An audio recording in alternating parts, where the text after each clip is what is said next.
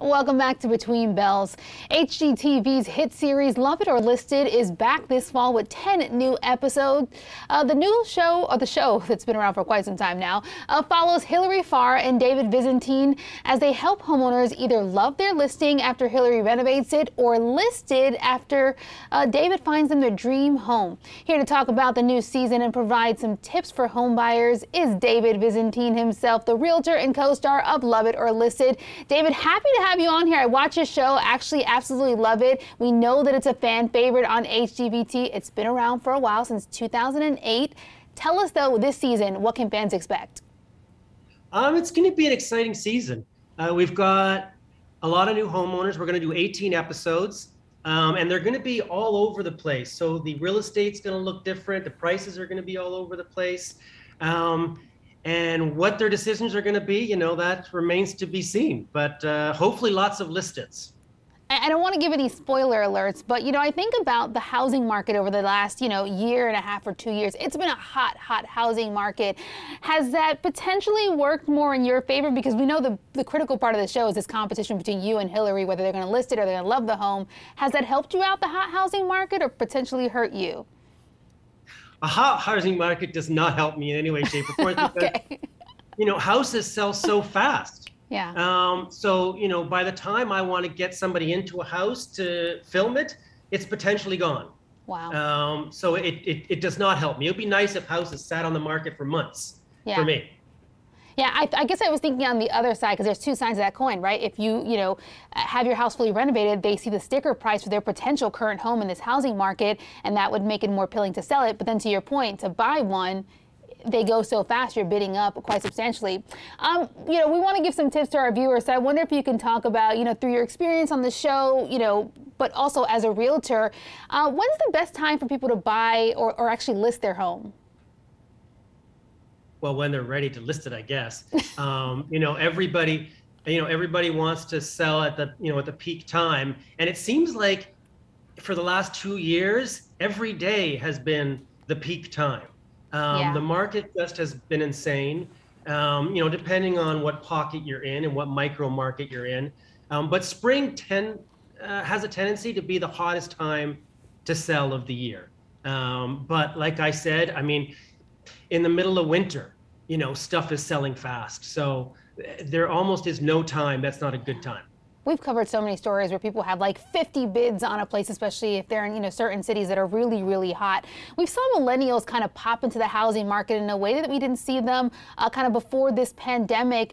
What tips do you have, for people, and especially those millennials who are looking to compete in this hot real estate market and buy a home?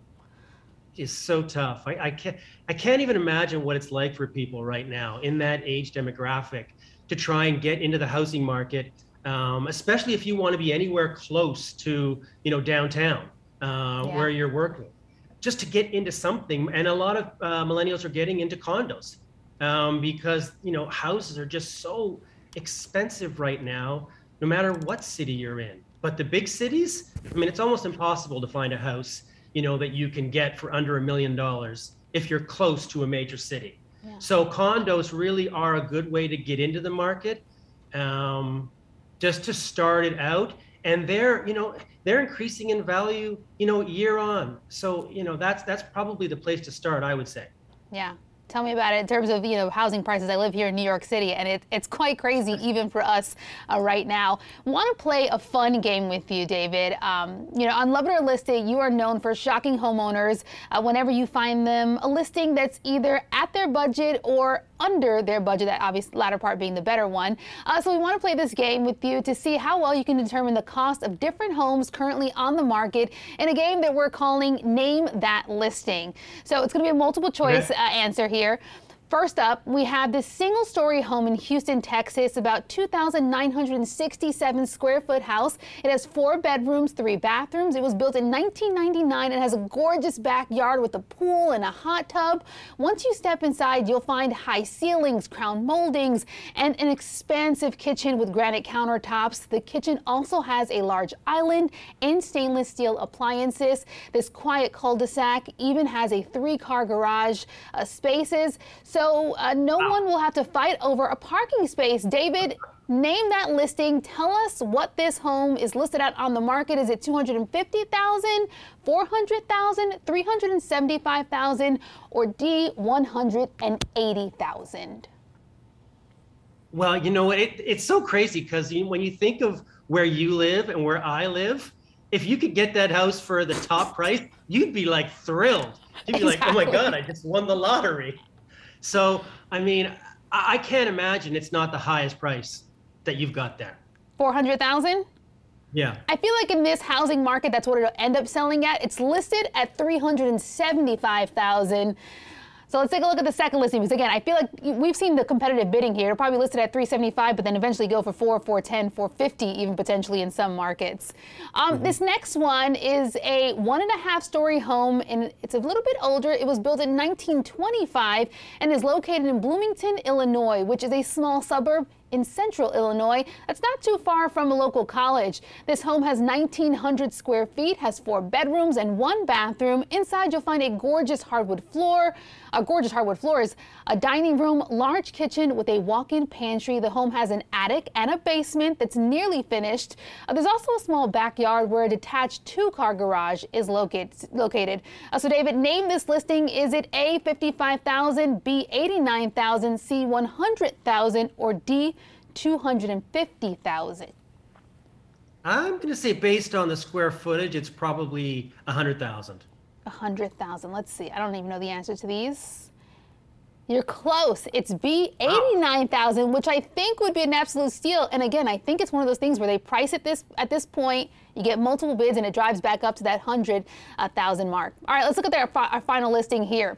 This Hollywood Hills mansion belonged to a mystery celebrity couple and just went on the market. The gated estate sits on 10 acres of land and is 13,530 square feet. Oh my goodness. The Spanish villa-style home was built in 2000 and has 9 bedrooms, 13 bathrooms. The home features a gym, screening room, gourmet kitchen, tennis court, and a separate guest house. There's also an outdoor entertaining space that wraps around the house. And if you're feeling a little hot, you can cool up in that 85-foot zero-edge pool or take an evening soak in the hot tub. This sounds like my perfect home. But yes. David, let's see if you can name this listing, this star listing. Is it A, 35 million, B, 23 million, and C, 16 million, or D, 50 million? I'm going to go with 23 million.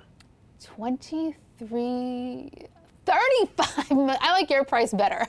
It's actually $35 million. This home was owned by Justin Timberlake and Jessica Biel. Justin first purchased it back in 2002 at $8.3 million. So a nice flip there for him. Not bad, not bad. Not bad at all. I like your prices better than the ones listed, and I'm sure the buyers of these potential homes, of course, like it as well. David, thank you so much for being here. Obviously, congrats on the next season coming up. David Visentin, realtor and star of Love It or List It.